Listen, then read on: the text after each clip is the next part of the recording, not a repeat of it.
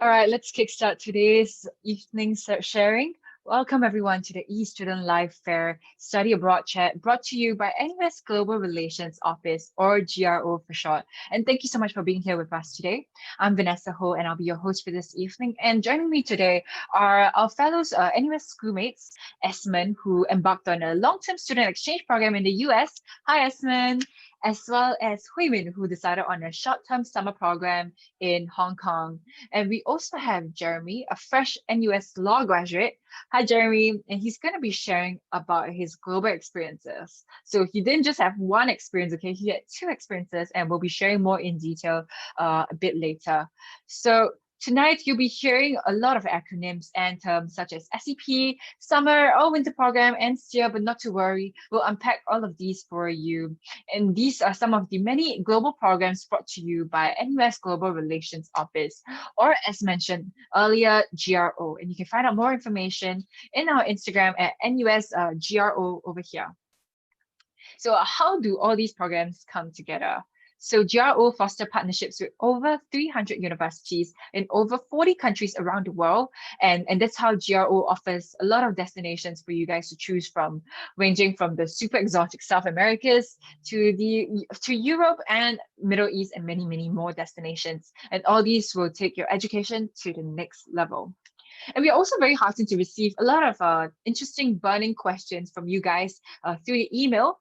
And it's very nice to hear that you guys are really excited for the global programs we have to offer as well.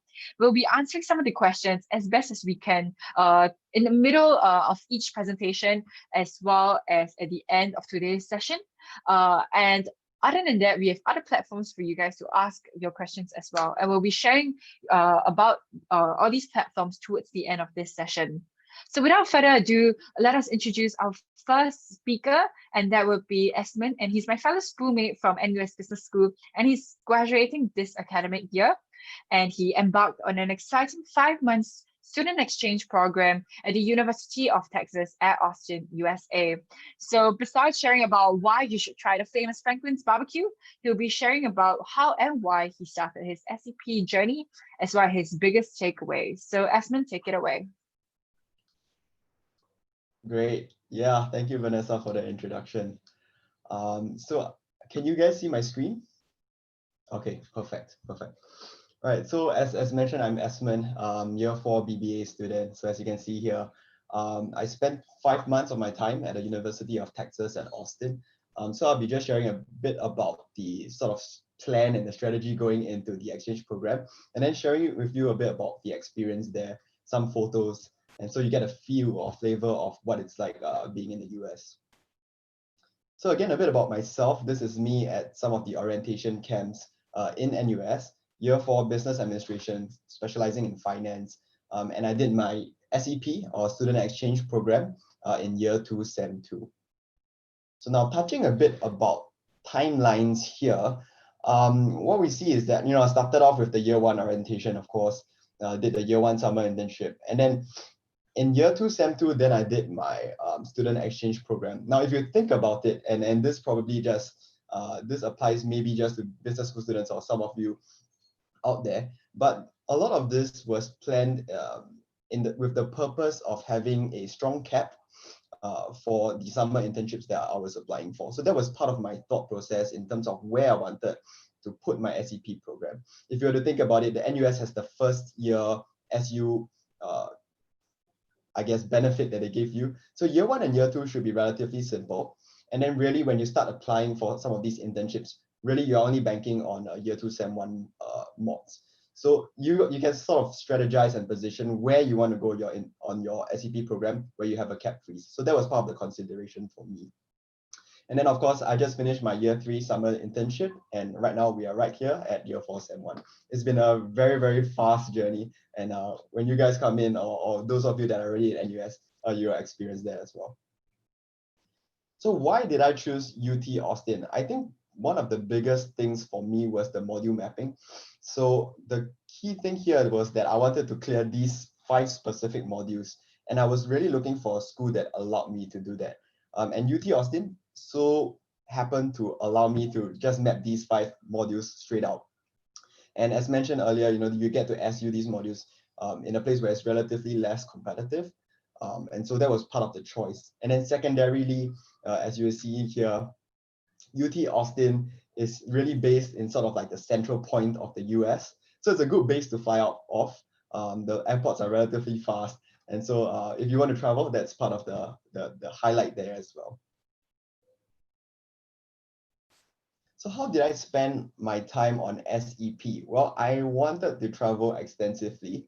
So as you can see here, I traveled almost every single week. And then you're probably asking me, where did I find the time to study and all that? So it's probably on planes, in the Airbnbs when I come back from my trips. But this is the overall outline in terms of the exchange schedule, basically lots and lots of traveling, which I'll share in a bit. So the UT Austin experience, once you step into the school, they have those orientation briefings for you, getting you up to speed about the facilities that they have, what student life is about within UT Austin itself. And as you can see on the right there, that's the group of us at the biggest stadium in UT Austin, where they play their American football. And I have a couple of videos here just to show you what it's like. I'm not sure if you can see this. So lots of e-scooters, unlike Singapore. And most of these students actually travel to school on e-scooters or bikes. So that's an interesting aspect there. And then this is a little bit of the campus itself, the daily view when I walk to school. As you can see, a lot of e-scooters and bikes. Relatively slow pace of life, I would say. All right, on to the next one. So yeah, being at home in Austin, Texas is quite nice to actually have your own little apartment to chill out in. I traveled with my girlfriend, Renee, and so we had this little apartment where we had it to ourselves, and we did a lot of cooking, baking, and that's me there doing laundry. And at the bottom, you see me celebrating my birthday there. I'm not 3 years old, I was 23, but we wanted to save some money, so we just got a number 3 down there. And you can see also that quite a bit of time here is spent planning for the travels as well. And then lastly, just going into a bit of the traveling that I did across my SEP program. So travel extensively, starting off with New York, visiting Wall Street, Central Park, New Orleans with Mardi Gras. I have a video here. It's actually a relatively safe environment. Most of the people are if we were to just strike up a conversation with them, they'll be happy to share their experiences and all of that. So it's been quite exciting on that front. And then of course visiting Harvard in Boston as well as MIT. I wanted to buy some of their jackets as well, but hey, who needs that when we have NUS, right? And then of course Washington DC, the capital, and behind me, Capitol Building, Washington DC Monument. A bit of San Francisco, Golden Gate Bridge, and then traveling to Portland, Seattle. It's just amazing when you see those views that you don't get to see in Singapore. So that's a bit about that. Wondering what I'm doing there in the middle. And then a bit of a video here just to show.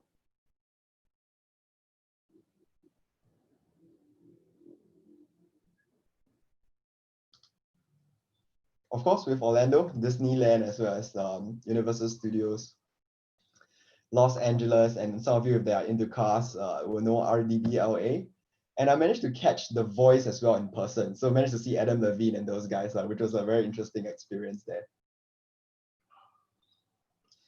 Bit of Chicago, and big part of traveling is the food. So deep dish, pizza, etc.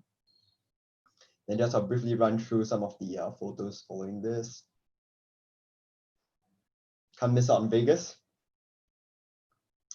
And so just quickly, the key takeaways for me, I think, in terms of my experience, was to really plan early. So sort out your housing, sort out the visas that you need before going on these overseas exchange, because those can take quite a bit of time. So in terms of visas for the US, you have to head down to the embassy. You have to bring all the necessary documents with you. So that can take a bit of time. You need to know your travel style and goals. For me, I was traveling with my girlfriend, so that was relatively easier that we managed to push each other to sort of travel more and not just hang out within our comfort zones. And to also talk with other people outside of a group, it can become quite intimidating if you're traveling alone, just to talk to other people outside. for me, the third part was quite important. So negotiating with my professors and tutors in terms of exam dates or tutorials so that I could travel a little bit more. And it so happened, just a story here, that one of the modules, the final exams was on a week that I was traveling. So I managed to negotiate to push it back. And then in the end, he decided, you know what, I'll just give you an A for this. So it's relatively casual in that sense. So negotiate with your peers, profs and tutors. If you have the chance, go to their offices, speak with them, and get to know them as well. So that's, I think, something quite interesting. Travel and experience as much as possible, and then focus and be willing to spend on experiences. At least for me, when I was in the US, the thought process was always that we are already so far away, 23-hour flight there. So we might as well make the best use of the time there and experience as much as possible, just putting yourself out there. So that concludes sort of my presentation. I hope that gives a little bit of flavor into what it's like traveling to the US and maybe specifically UT Austin. So thank you. Awesome. Thanks, Esmond, for sharing. So, okay, just a rough gauge, right? When you talk about willing to spend on experiences, so how much did your whole trip cost? Ballpark figure.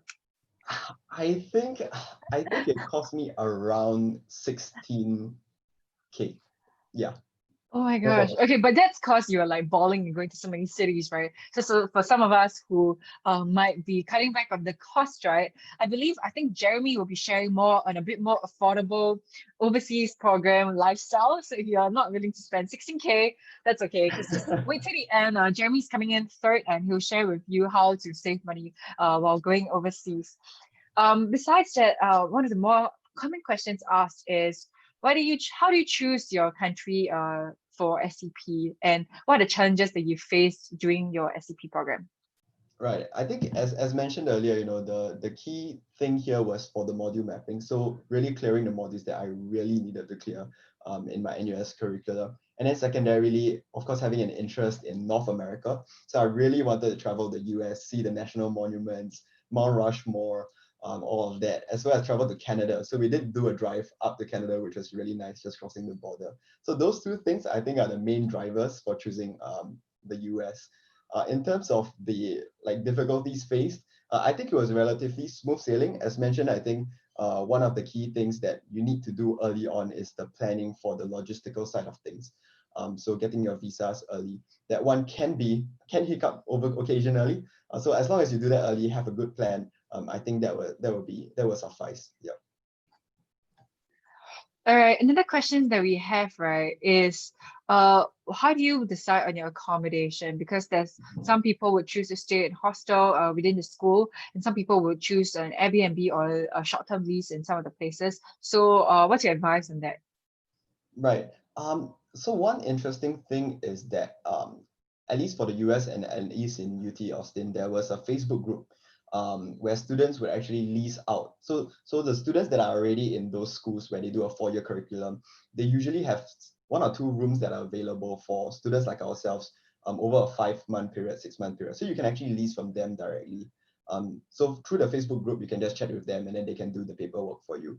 How I did it was to actually reach out to one of the sort of curated real estate agents that you could go through from the school. So the UT Austin actually sent us a list of agents that we could reach out to. And then we just reached out to one of them, had a campus, sort of off-campus housing area for students or international students specifically. So I went with that one. We, of course, read the reviews and all of those different things and had price in consideration as well. Number of rooms we needed, what type of space we needed, and especially what type of experience we wanted, right? Some of the students wanted the co-ops, which is the cooperatives. Basically, you get to live sort of like NUS halls, whereas we wanted an apartment to ourselves. So it depends on quite a few variables and how you go about doing it. But we decided to go with a school recommendation and our own accommodation in that front. Yeah. Okay, just by hearing your answer, right, there are more than enough options to choose from in terms of like accommodation, right? Right, Nice. definitely. Yeah. All right. So one of the other consideration that a lot of students have, and this question came in from a lot of incoming freshmen, and that is between SCP, which is the exchange program, and NUS overseas colleges. So what are some of the differences? Let me just run you through really briefly. So for SCP, we usually spend around 4 to 5 months taking courses at a partner university. So like in Texas, it was 5 months long. And NOC, which is NUS Overseas College, the priority isn't clearing your modules. And instead, the priority is the internship program, which is usually attached to a startup, or if not a startup division in a company. And NUS offers 3 month short-term programs, as well as the 6 months or 12 months program in a lot of startups. So a lot of them are tech related, especially in Silicon Valley and Israel. And so these are more geared towards entrepreneurship. So if you have interest in startups, NOC is something that you can really consider. And you usually take maybe 1 or 2 modules at the side on top of your internship. And there's even the Singapore NOC, which is something that I want to consider. Or you can even choose through NOC under your own startup if it's somewhat established already. So can you go for both the SCP and NOC together?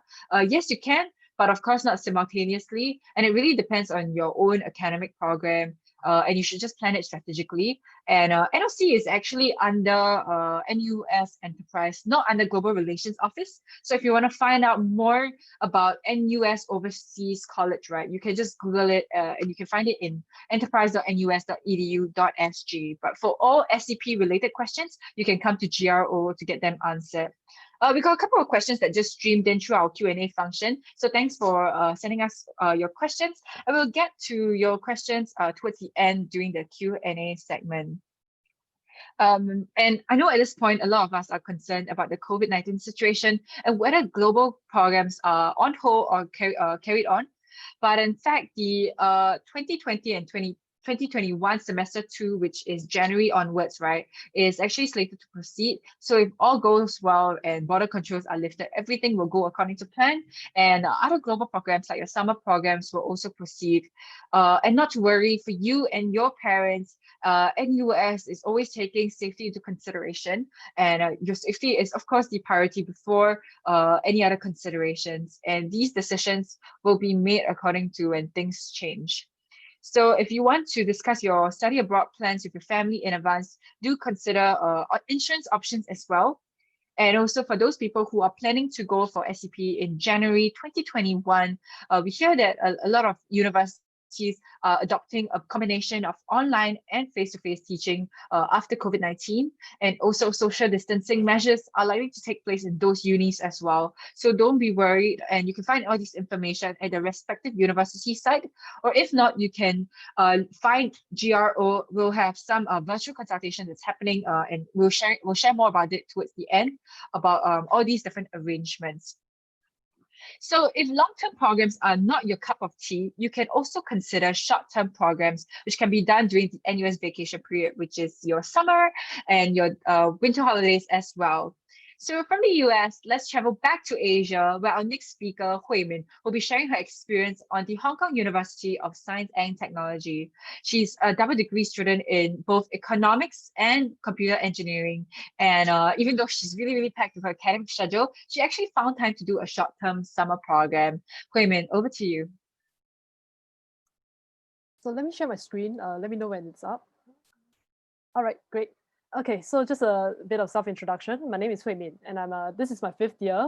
So I'm doing a double degree in computer engineering and economics.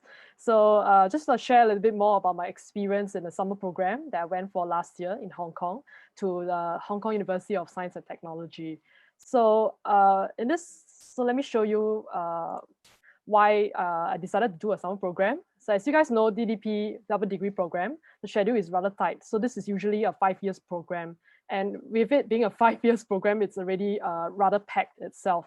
So unlike Esmond, who I saw that he managed to map a list of modules, I couldn't do that because of some restrictions with the curriculum. So that was rather challenging for me. I couldn't find a set of modules to map for SCP directly over to do a SEM-long program.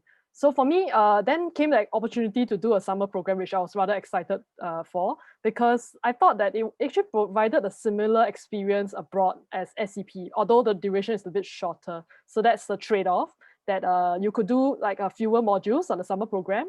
You could map them as well, but the point is that the duration is shorter. But so for me, I felt that the trade-off was worth it. I really wanted to go overseas, the overseas experience and the overseas programs that NUS has to offer. And I decided to take up this offer as well. So why did I choose the HKUST, the Hong Kong University of Science and Technology? So for me, because I'm doing a STEM degree, I'm doing a computer engineering with economics, I thought that this university was interesting because it has a strong focus in science and technology. And in this case, I felt that it also situated in an international financial hub. So it provided I thought it provided a good learning experience for both my degree programs in my academic program NUS. So I thought this was a very good opportunity for me to gain a very good learning experience on top of having an overseas experience as well. So just to share a bit of my student life experience there, although it was rather short, actually experienced the very strong student culture over there. So this is a picture of like their student life fair, something like something like what we are having today in a student life fair. Just that it's at the point in time it was held live, so you can see that all their clubs and societies are hanging up their banners, and we had a lot of fun exploring the different societies that were up for us to explore. And also when I was there, I did a module on innovation enterprise, which was kind of an interesting module to do on exchange because back there in HKUST, we had students not only just from Hong Kong, local students, we also had like exchange students from all over the world. So it's very interesting to discuss with them about what is the future of technology and innovation. And we had a really good discussion over there and learned so much from the professors and the students over there. So this is a picture of me before I gave my final presentation for the module. And it was really fun. I learned a lot from there. And of course, while you're on a summer program, you go for a lot of traveling. For myself, I knew that I liked a lot of history and culture. So I visited a lot of those historical sites. So this is one of the famous the ferry that you have to take across the Hong Kong Island and Tsim Sha Tsui. So I took that a few times, and it was really interesting. And also I visited a lot of museums. So this is one of the museums that I visited. It was a museum that was in the past when there was a plague and they were investigating it. They set up this bacteriology lab, so that in 1904, almost 100 years ago, so all the lab equipment was still there. So it was a really fascinating experience, and if you were there, I recommend that you visit it as well if you're interested in history and museums. So on top of that, I also like to do my hiking. So in this case, I visited the outlying islands as well off Hong Kong. So this was me on my hikes, and also explored all these islands, which they had a lot of very interesting cultures and some stores there which promoted green living, which was very good because in Hong Kong life is always very fast paced, very busy, and it was like a good escape from the very busy city life. Life was much slower. As you can see, it was nice to have a weekend over here and experience nature, and also a slow pace of life. It was very different from life on the main island itself.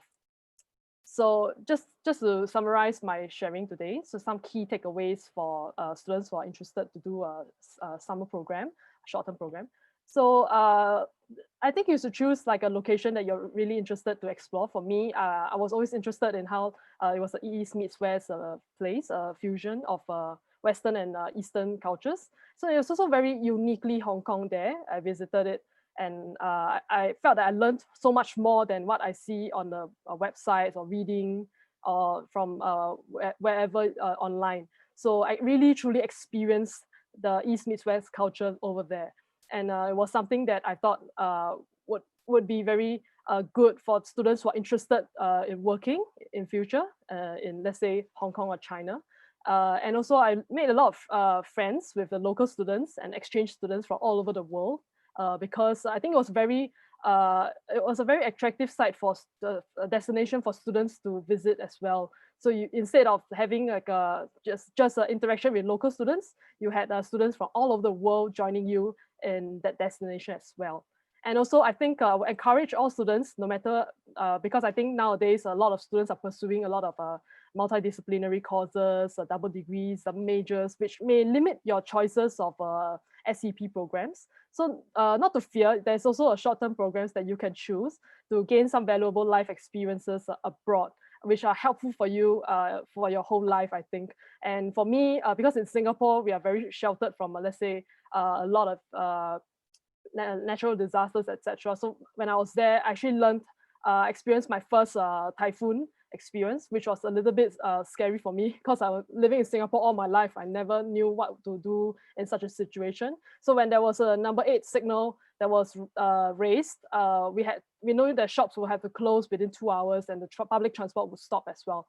And in that point, at point of announcement, so we had to quickly go and buy food, and we don't know when this signal will be lifted. So for me, that was a very interesting experience. Now I think we'll be able to handle all these emergency situations a little bit better, which is something that in Singapore we rarely experience as living here. So this experience will go on with me in life. So I think I will encourage all students, no matter what, to go for overseas experience, regardless of the length. I think it will be an experience that will be very exciting for all of you to carry on with on top of NUS experience. So back to you, Vanessa. Yeah. Well, okay, I think we are unfamiliar with a typhoon, but we're very familiar with rushing to get groceries in 2 hours. Yeah. So the thing is, everybody will be rushing there, and you have to sort of.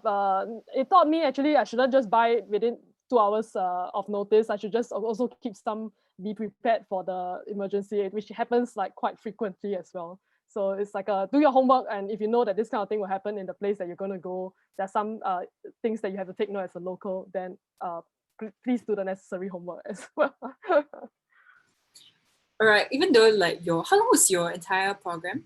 So I went for 2 months actually. So it was halfway, I think, then half a semester almost. Yeah. All right. So I think even though it's 2 months, which is much shorter than the exchange program that Esma went on, right? It sounds like it's still really, really enriching. So I'm really glad that despite your busy schedule doing a double degree program, that you could still do the overseas program. One of the common questions that came in was, are we allowed to study courses in the overseas uni that are not from our home faculty in NUS? Yeah, as far as I know, I think you can clear unrestricted electives on summer programs. This is definitely possible. But for me, as I said, I did a module about innovation enterprise, but that meant I managed to map it to my major requirements. So the answer is it's I think flexible, and you can plan accordingly. And you won't delay your graduation, right? Because it's done during your vacation. Yeah. So in fact, actually, this one, when I took the module, it actually helped me to map to my major requirements, and I could graduate on time as well because of that. In fact, I think the load will be lighter towards the end of the year, my final year as well. So that's a really good point as well. That's really good. I think for some of the people here, their objective is perhaps to get the main objective is to get the overseas experience. So maybe this one is more suited without taking a whole 6 months off. But some people, they want to maybe freeze the cap and also have a longer period of stay. So maybe exchange program would be best. So I think for everybody, it will be a different experience. Your overseas program experience is uniquely yours. So plan based on your own preference, but also step out of your comfort zone. But if you are very undecided between both SCP and the summer program, we have the living proof of someone who did both, okay? And that is Jeremy, who just graduated from the Faculty of Law, and he decided to do SCP in the region and a summer program in one of Singapore's neighbors as well. So Jeremy, would you mind sharing this very interesting experience where you're not just doing one, but 2 global programs? Thanks, Vanessa, for the very flattering introduction. Okay, so allow me to just share my screen with everybody.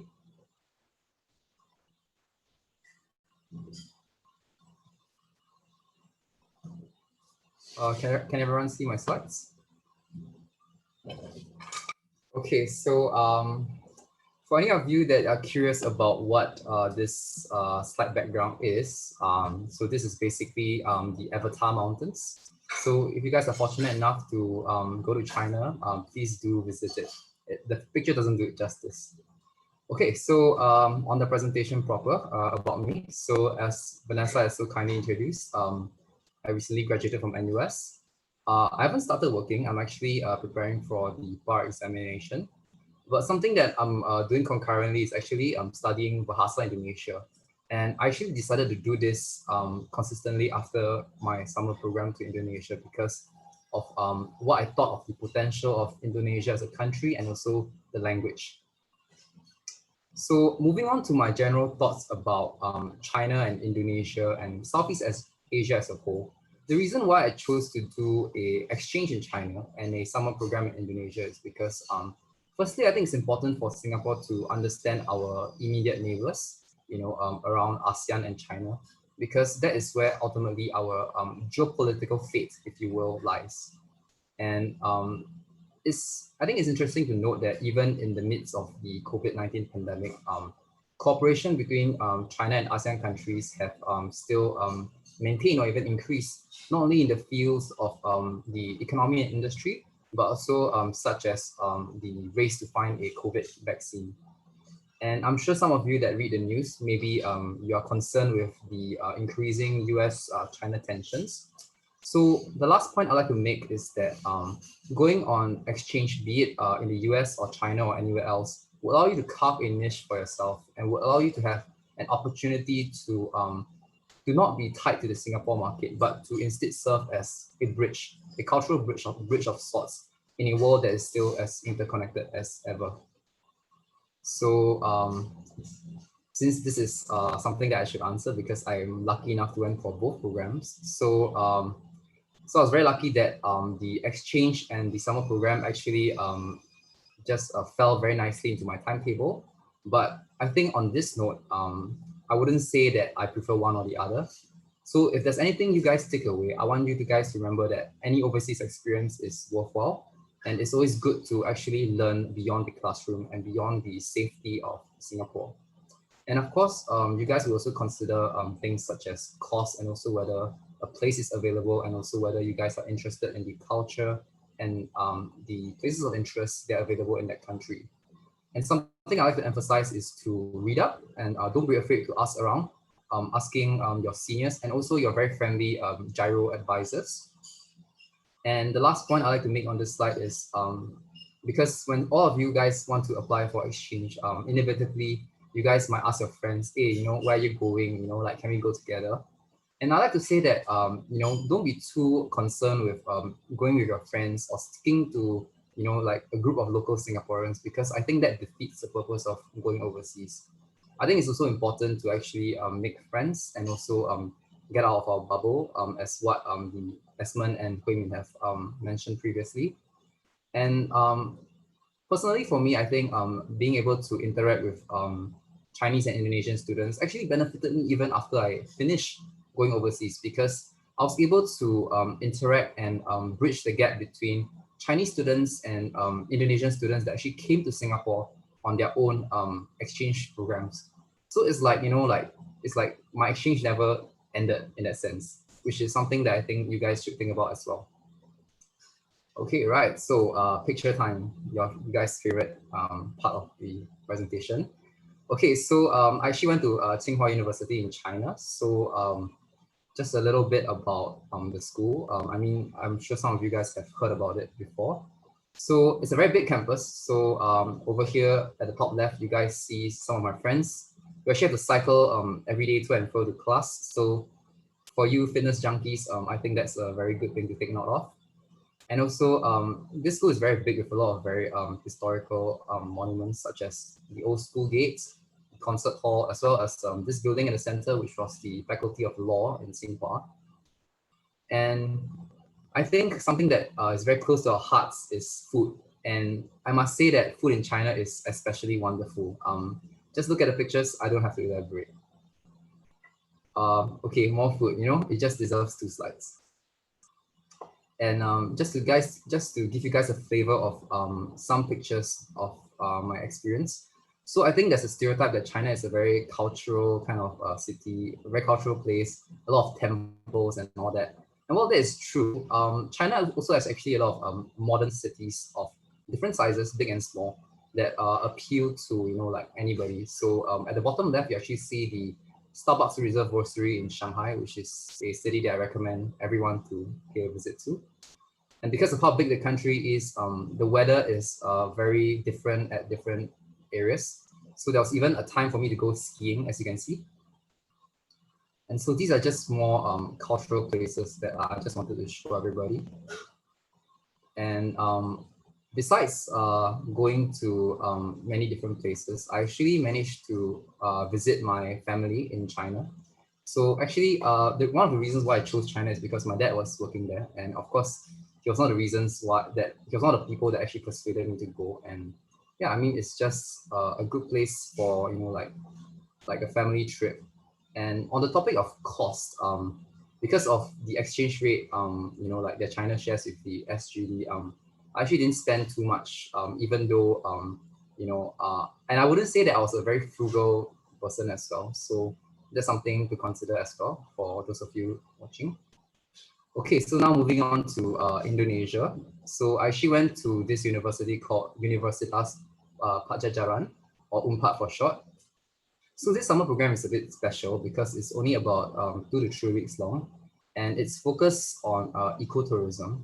So participants in this program would actually go to various ecotourist sites and actually do a presentation to evaluate the potential and the challenges and how to improve these sites for the purpose of tourism. And I would like to further encourage all of you to consider summer and winter programs in Southeast Asia, because if you guys didn't know, Gyro has there's actually a program called there's actually an award called the Southeast Asia Experience Award, which gives students a quantum of $500 to defray their costs for programs in Southeast Asia. So again, on the matter of cost, that is just another carrot for you guys to encourage you guys to visit our ASEAN neighbors. So it was really a really good experience, even though it's just 2 to 3 weeks long. So we actually did various things. So these are pictures that you see from a kite flying festival, as well as a beach cleanup, which all happened on the same day. So you might be wondering why I'm surrounded by the military people in the bottom right. So actually, these are just the coast guards that were actually there to help us with the beach cleanup. So that was just something very meaningful that we did on this program. This program was also actually very, very fun, to be honest, because we got to do a lot of very interesting nature stuff. And the most memorable of them all was actually going to swim in a canyon and then climbing up to a cliff to actually basically do like cliff jumping off a platform that's about 5 to 10 meters tall. You guys won't be forced to do this, but I just want to show you that it's a very beautiful country, that that Indonesia is more than just Bintan or Bali. So do give it a chance to do actually visit the other parts of Indonesia as well. And of course, we actually got to see a lot of cultural performances, and we got to try and DIY, various activities such as the making of batik paintings, as well as the preparation of various Javanese and Sundanese cuisines. So these are just various ethnicities in Indonesia. So these are just more pictures of various places that I visited. We're very lucky to actually stay near a beach for quite a big period of time. So actually, we just go to the beach, like just chill with everyone. So as you can see from the photos, the participants are very international in nature, not only from ASEAN and China, but also even from Europe as well. So if you guys have any questions about, for example, very administrative details like how much I spent, what modules I did, please feel free to ask in the Q&A. So on that note, I'd like to end my presentation, and thank you, everyone. Back to you, Vanessa. Thanks, Jerry, for sharing on both your global programs. So the question here is, why do you choose a Southeast Asian destination for a summer program? Okay, so one of the main reasons why I chose Southeast Asia was because of its potential.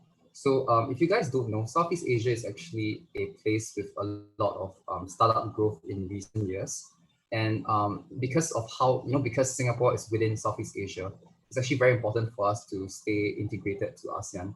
So from the perspective of my career development, I thought that it was very important to get a deeper understanding of how, for example, Indonesia, being ASEAN's biggest economy, worked.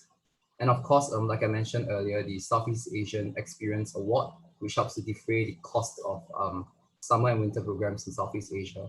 So not only do you get a relevant experience, for example, in your career, and also help to defray costs. So with these two things, it's really the best of both worlds. So really, why not? Well, that's pretty interesting. So I see there are a lot of considerations, not just based on module mapping, but maybe what you want to get out of your global program, what's the purpose there, and also cost. So I think all these come into consideration when you're planning your destinations, as well as what sort of program to go for. Is it your short-term or long-term plans? And this also depends on your strategic academic planning as well. So Jeremy, I believe you actually plan quite far ahead in your academic curriculum, right? Well, I actually a lot of it goes a lot of credit goes to my dad because he was the first person to emphasize the importance of China and the ASEAN region to me. So I have a lot to thank to him in that regard. But also, I was also very encouraged by my professors in school. So when I discuss exchange destinations with one of my professors, they actually push places like China and Southeast Asia and even India in a very encouraging direction. I think, for example, places like the US and Europe and Western countries, they're very fun to go to. So and they're also very economically important to Singapore as well. So it really depends on the kind of experience that you want. So I don't think there's any right or wrong answer in that regard. All right, that's really interesting because not a lot of people actually thought about Asia first when they think of exchange or short-term programs. So hearing your experience in both Asian countries is pretty interesting as well. So thank you so much for sharing, Jeremy. So if you have any more questions about Jeremy's experience, you can leave it in the Q&A and the chat and we'll answer it towards the end. So right now, I'll take you to the Middle East, which is pretty untouched on this program called STIA. So let me just share my screen right now.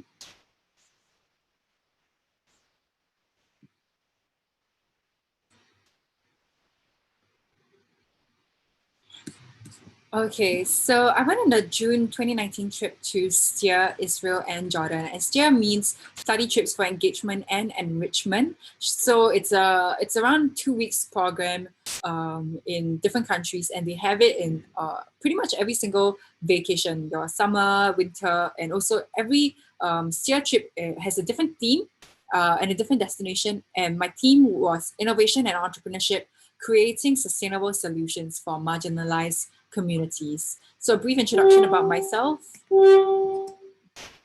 I'm Vanessa and I'm a year 3 business admin and communications and new media student. And I'm probably specializing in marketing and innovation and entrepreneurship. So judging the second specialization, it's pretty obvious why I decided to choose this program. So why did I sign up? The first reason is to learn more about entrepreneurship in a more risk-taking environment. So I know in Singapore, everyone's quite people want to play safe. The startup scene in Singapore is still blooming, but in Israel and Jordan, it's a very highly encouraged thing within the community there. And I also want to do my own startup, so this is very relevant. Middle East is also a very exotic country. Like how many people would think of going to the Middle East for a family trip or a trip with your friends, right? And also the startup landscape and founder stories that are very interesting. And I think it's a nice takeaway, and I'll share with you my takeaways towards the end. And it's also to meet like-minded people from different faculties and different years. And also because during last summer, right, I really had like a youth expedition program. And that's in June as well. And because of this YEP project, right, I couldn't do an internship that could accommodate this disruption in the middle of summer vacation. So since I'm not going to intern, might as well do something else to make my June holidays a bit more worth it. So those are my reasons for signing up for STIA. So the trip overview, okay, sorry, this is a bit messed up, but it's like 33% learning, 33% fun, and the rest of it is cultural immersion. So you are best of both worlds, like 3 years. Yeah, so firstly on Israel. Israel is a startup nation, and that's because it's really crazy there, especially in Tel Aviv, which is the startup capital. So there's like one startup for every 1,400 people. And these people are very risk-taking people. If you talk to them and you hear their stories, right, they're people who are adventurous and very like YOLO mindset, which is very different from a lot of people in Singapore and Asia. So hanging out, like talking to the locals there is quite eye-opening. So these are the places that we visited in Israel. It's quite jam-packed actually. We went to our Mobile Eye, which is an Intel company, and they do the sensors for cars that prevent collision. So that's quite a big company, but we hear about like their founding stories and how they actually managed a startup division within this. And Mobile Eye actually developed a different startup called OrCam, which helps blind people read. So we hear about how they started their founding story essentially, and also how they do their market validation, their proof of concept, and many, many more.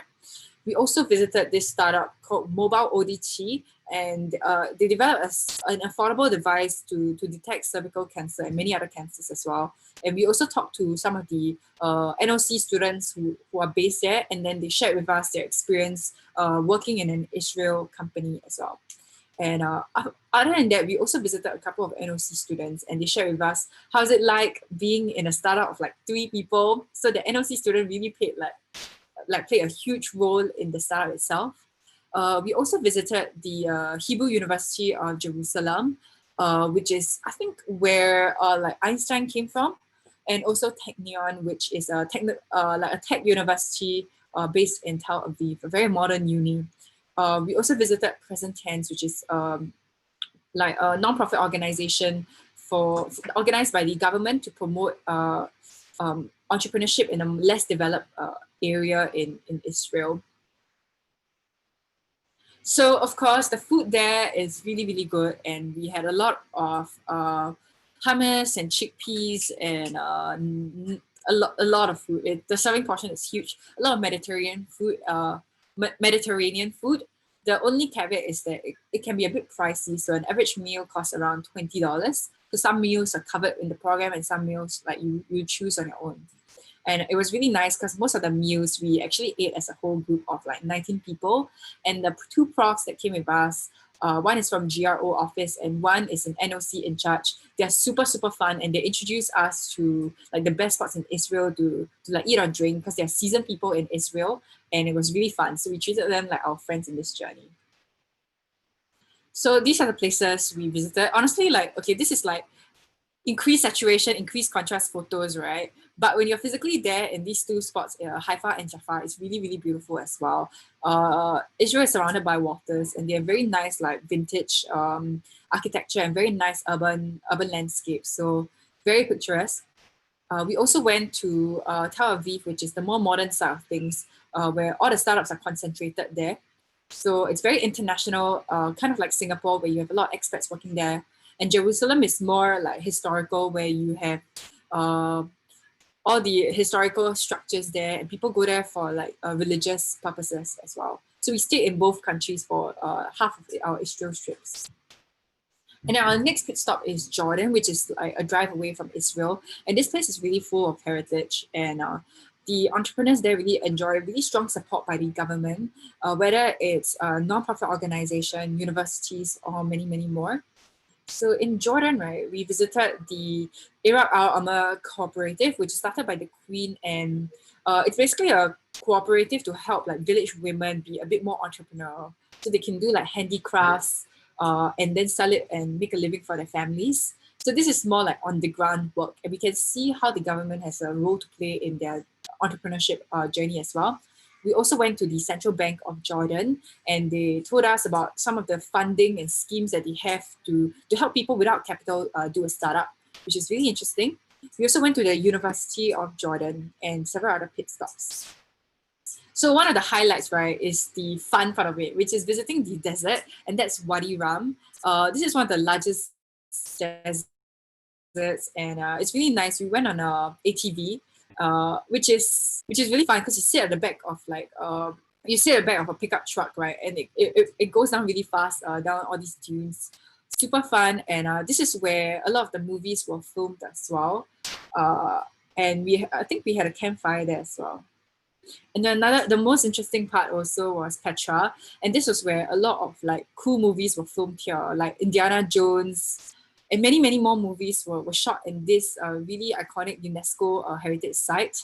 So we actually went through a very long trail, and like our hike was around 5 hours long. Very interesting, and we scaled up all the way on top by foot or by the donkeys, and we reached this monastery on top of the hill, and the view was insane. So the key takeaways from my steer trip, which is only 2 weeks long, is how politics and like big corporations influence small businesses. So especially how government support can really help individual startup founders. We also saw through these different universities that we visited how entrepreneurship is fostered through a very young age in the education. So how do they integrate it in their curriculum, and how the school provides this support? And I believe NUS is doing a really great job doing that as well. We also saw from the different startups that we visited and talking to the startup founders, right?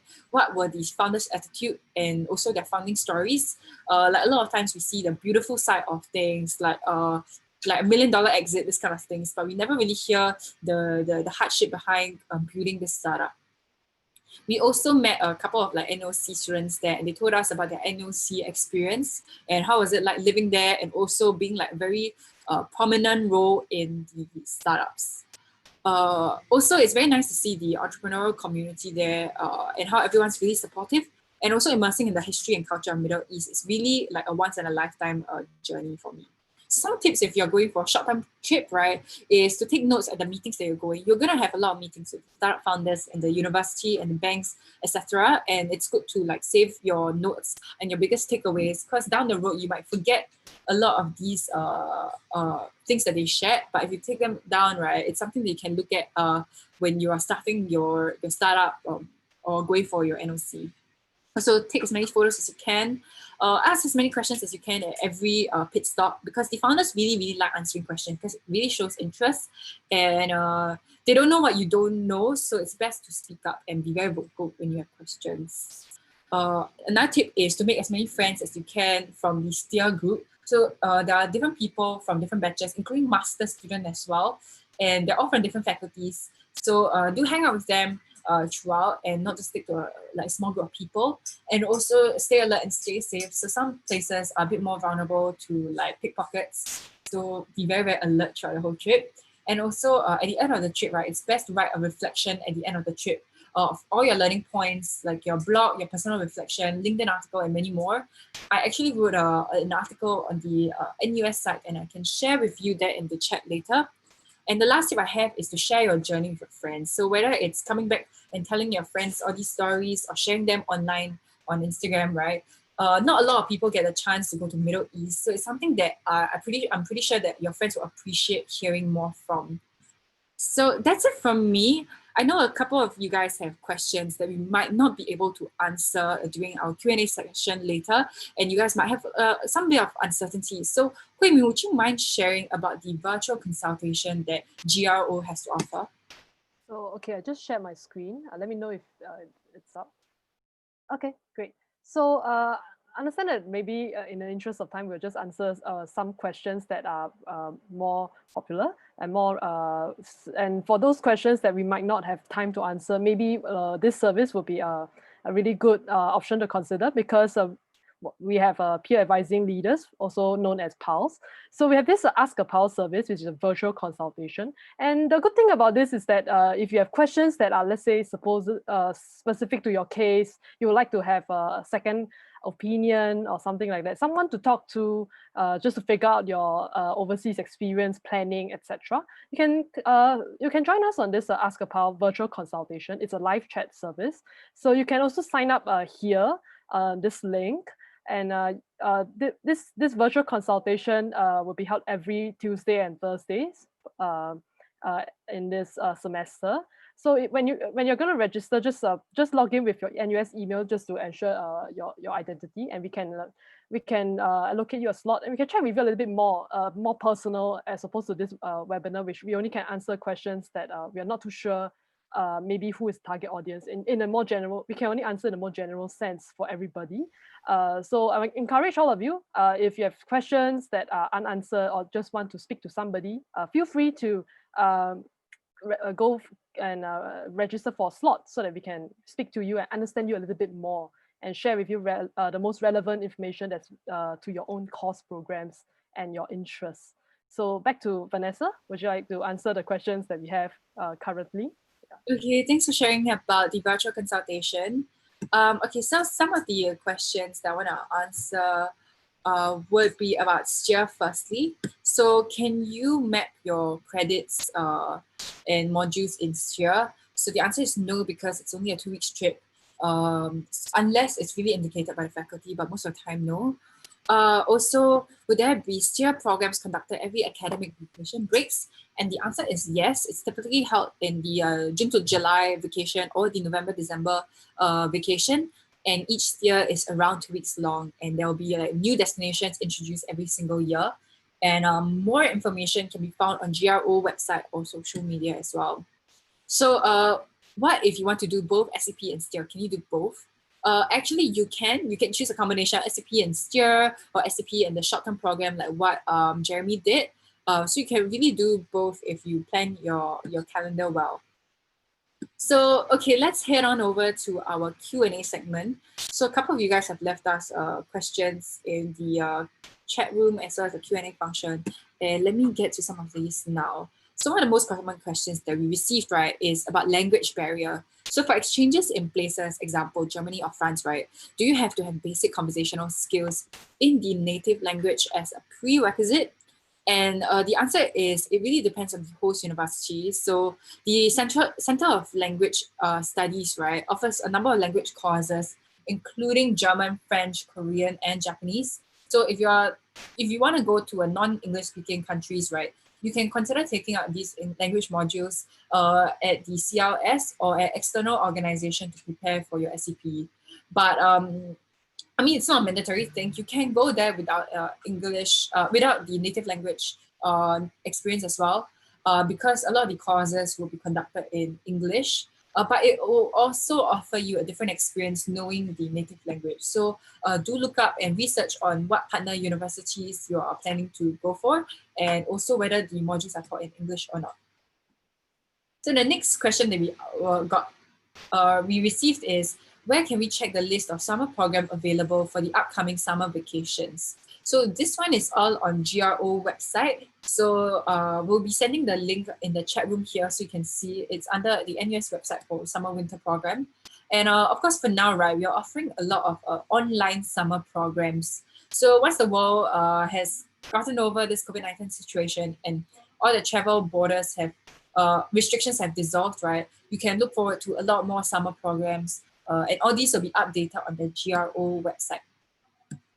Okay, the next one, right, is when is the application period if I'm intending to go for SCP in the 2021-22 semester 2. So that is still like quite a bit later. That's the following year. So but you can still apply in your first year, but you should check with your relevant faculties because different faculties have different SCP selection criteria, processes, and the timelines. So you can beef up different portfolios and activities that you can join in NUS till before you apply for SCP to increase your chances. And the application process typically begins 1 year prior to the start of the programs. So right now, right, applications are open from September to April, and it really depends on which faculty you're from still. Okay, time check now, it's 9:01, so we'll wrap things up really quickly. I'll answer 1 or 2 more questions. And before that, right, and if not, you can always sign up for the virtual consultation to clarify more questions. So another question we have is module mapping a tedious process? And will there be any guidance given by GRO or the home faculty? So maybe I'll direct this question over to Esmond. Would you like to answer this question? Right. In short, the help that you'll get is from your home faculty, at least for what I experienced. So there's this lady called Jessie in NUS Biz that helped with all these module mappings. In terms of the process, is relatively simple. So what you do is you go to the EduRec, my EduRec, your online module registration and all your information is on there. You go to their website, put in the modules that you want to map, put in the modules that you are taking in your partner university, and a description for that. And then you send it into your home faculty, and then they will approve it for you. So it's a relatively simple process, as long as the modules match. There are some pre-matched modules as well. So once you put that in, then it will automatically map as well. So I think overall it's a relatively simple process, so not to worry on that front. Yeah. Okay, thanks for answering, because I know that it's one of the most important things to think about when you are choosing like which destination and which program to go for. Okay, so I know there are a lot of questions that streamed in the chat and the Q&A, and we really cannot answer like all of them, but I do recommend you guys to go and visit a PAL, which is your peer advisor, to answer some of your questions that you have and clarify some doubts before you sign up for your global program. So before we end the night, right, let me share with you something, and I think this will excite a lot of you guys. So GRO is running a survey right now, and we're giving away $10 GrabFood voucher. And this survey takes really, really short, and we are doing it with you right now. So all of us will be doing it, and the link for the survey will be sent right here in the chat room. Yes, so you can see Mr. Razali has already sent the GRO survey, and upon completion of the survey, you stand a chance to win $10 GrabFood vouchers, which you can use to offset your meals for the next meal that you have on GrabFood. So let's start the survey, and the four of us, Esmond, Jeremy, Hui Min, and I, will be doing the survey as well and keeping you company throughout the whole process, and talking and chatting a bit, and maybe answering a couple more questions that you guys have left in the chat. So okay, let us all open the link right now. Are you guys all on the let's unmute ourselves. Are you guys all on the survey right now? Yes. Yep. Okay, we can just do the survey, and I encourage all of you guys, you can open the link and do this survey with us, and we're giving away a $10 GrabFood gift card for the first 100 NUS undergrads.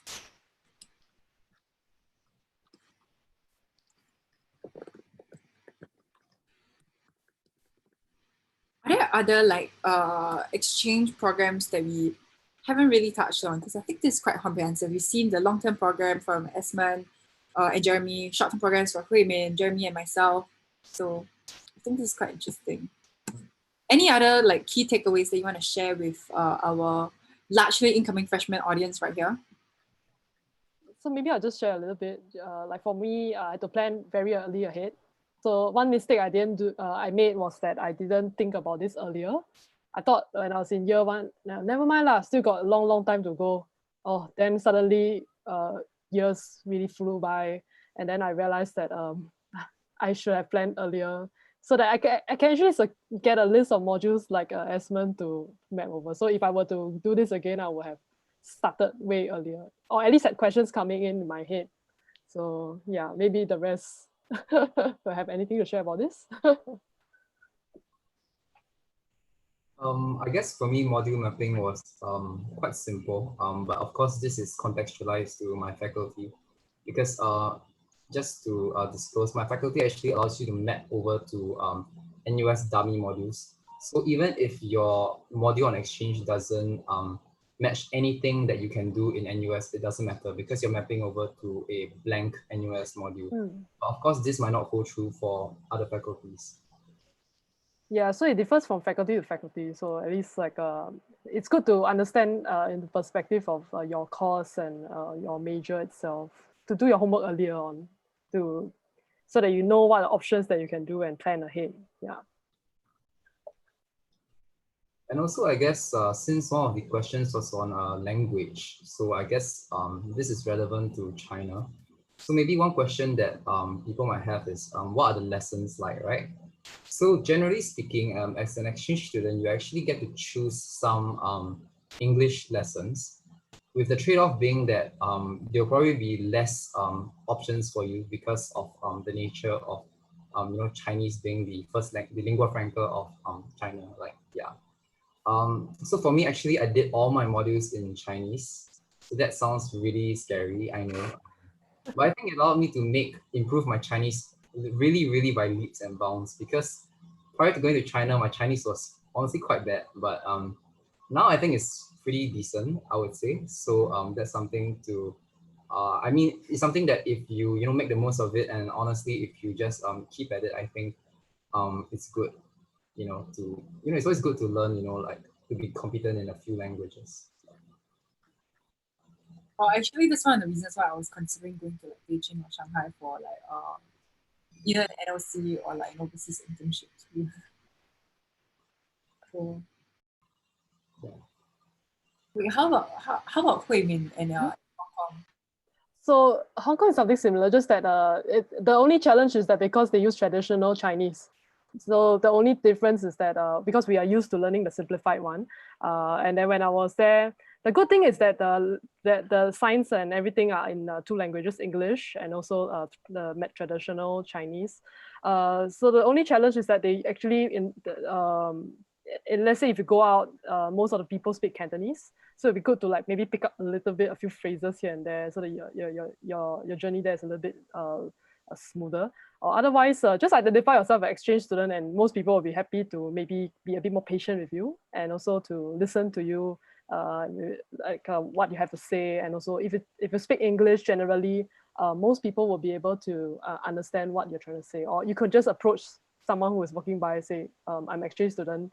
Could you help me out a little bit here? Most people will be okay to help. So don't be afraid to reach out to people for help. So step out of the comfort zone and know of those backup plans. If like, what will you do if you're in a situation whereby nobody understands you? Are there any backups, like for example, Google Translate or any voice service that you could use? So that's what I thought will be helpful for students going for places where the native language that they use is not English.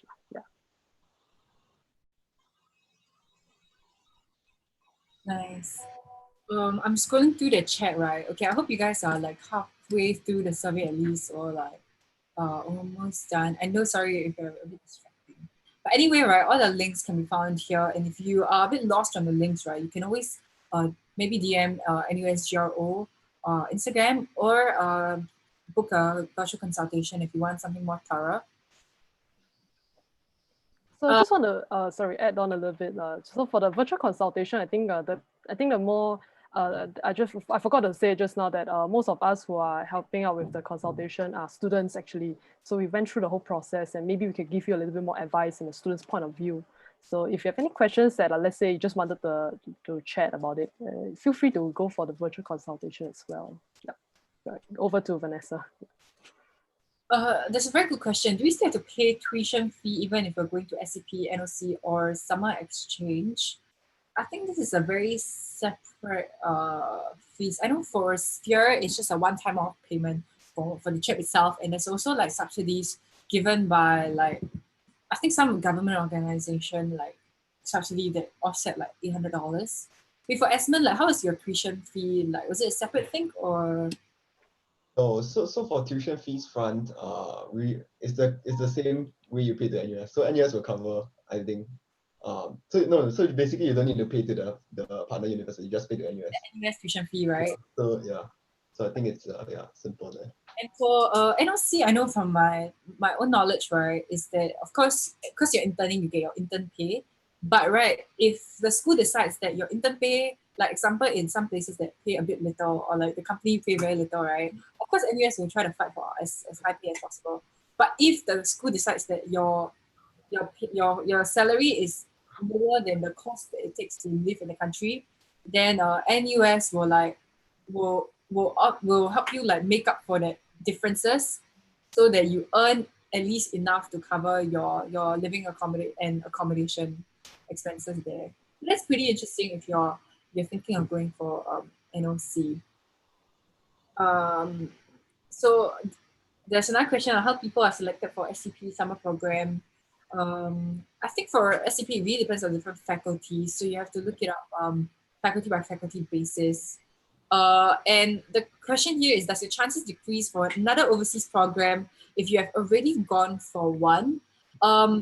I think from my own knowledge, I really don't think so, because they're separate programs and the criteria to get into each of them is very different. For STEER, there's like not much criteria, or you just have to write maybe why you want to do this. For SCP, there's a certain requirements to get like the high demand partner universities and courses. I'm not too sure about summer program. Do you guys have an idea? So maybe for summer programs, I just share my experience. For me, what I did was just a summer application because I went under one of my faculty programs. So in this case, I think for that, I think I just received a faculty endorsement, and then the application was all set in that case. So for GRO program, maybe that one will have to go through. Maybe you check out the website itself, or you can chat with us during the virtual consultation for more information as well. Yeah. Nice. Okay. So the time check now is 9:12. Have you guys finished your survey? Because I finished mine already. Yeah, I just submitted as well. Yeah. Okay, well done. Your survey. Oh wait, Jeremy is a graduate. I forgot. How about you, Esman? Are you done? Yep. Nice. Okay. I hope either like some of us will get to win the $10 Grab Food gift card. So thank you so much for everyone who has spent your public holiday evening with us. And I really had a good time hearing about the different global programs shared by Esmond, Jeremy, and Hui Min. Thank you so much for taking time off to share and also give your advice to the audience today. So just a gentle reminder that if you have more questions about the global programs offered, right, do head on over to sign up for the virtual consultation. And also, if you know of friends who want to get the $10 GrabFood voucher, right, do send them the link as well for the survey. We want as many surveys as possible, and the first 100 NUS undergrads will win the $10 GrabFood voucher. So that's all for today, and I thank everybody for spending time with us this evening, and I hope you learned something about the global programs that GRO has to offer. And also, before leaving this, please give us a follow. It's NUSGRO on Instagram. Thank you, everyone, and thanks everyone. Thanks, Esman, Jeremy, and Hui Min for sharing about your trip. Thanks, everybody. Good night. Thank you. Thanks for joining, guys.